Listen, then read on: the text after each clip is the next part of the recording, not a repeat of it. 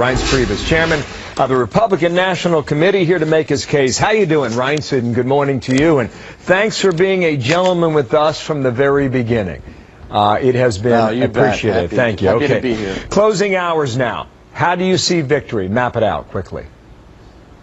Well, I mean, you've got the four big states for us: Florida, North Carolina, Ohio, Iowa, and then that gets you to about 259, and then you've got to go find 11, and it's either Nevada and New Hampshire and Maine 2, or you can go Colorado, Nevada, Colorado, New Hampshire, or you can go one big one like Michigan or Pennsylvania, which would be a game changer completely, or you go up and get a Minnesota and a New Hampshire. So there's a lot of different combinations, but I think it starts with those four building blocks to get to 259, and then you take it from there. Do you feel what you just laid out is a reach?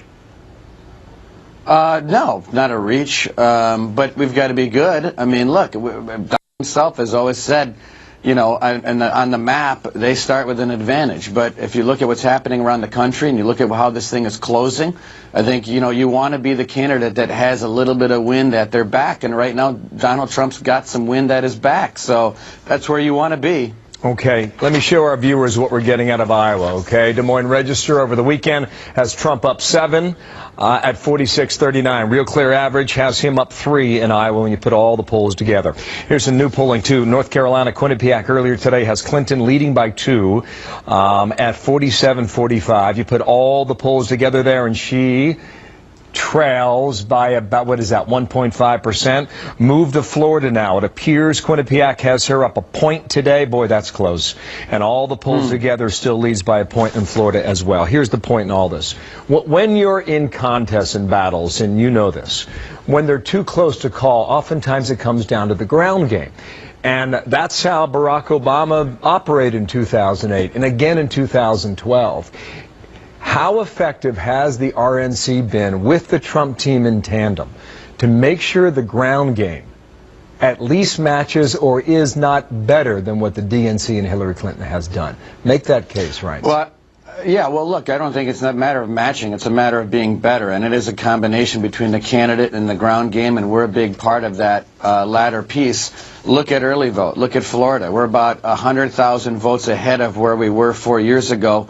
Mitt Romney lost by 70,000. You look at North Carolina, about 120,000 votes ahead of where we were in North Carolina.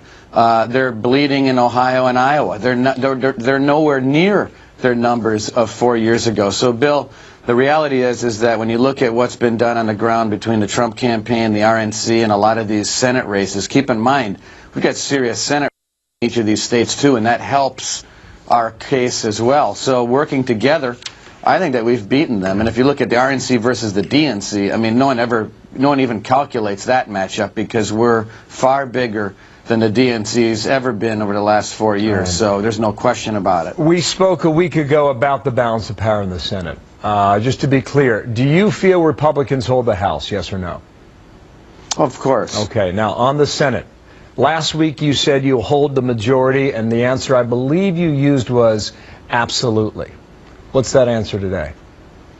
Well, it's just the same answer. I mean, if you look at where we're at in these Senate races, Donald Trump is strong in each of these states. The senators are strong in each of these states. And I think you're going to see a majority in the United States Senate again when this is over. But it starts at the top. It starts with Trump and his closing ability, which he's proven and shown, and to some people, to their surprise. But he's done well.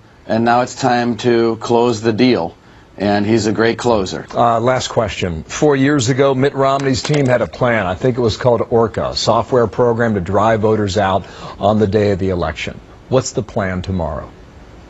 Well, it's an improved version of what we used in 2014 when we swept the United States Senate and added seats to the majority. And it's an improved version of that. We put over $120 million into our new data program here at the RNC. We've been using it. It's been tested. And we will use it again tomorrow. Do you win Michigan? Yesterday you said it's a toss-up. You're seeing something there. Yeah, I think it is a toss-up, but that tells you what's happening around the country. I mean, here we have a state where I saw your surrogate map a few minutes ago.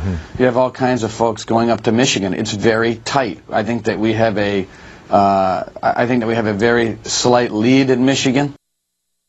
But again, it's very tight. And we feel good about where we're at, and momentum is with us. Okay, he's in Grand Rapids at 11 o'clock tonight. She's in Allendale, Michigan at 4 o'clock this afternoon. A separation of about 20 miles, I do believe, in western Michigan.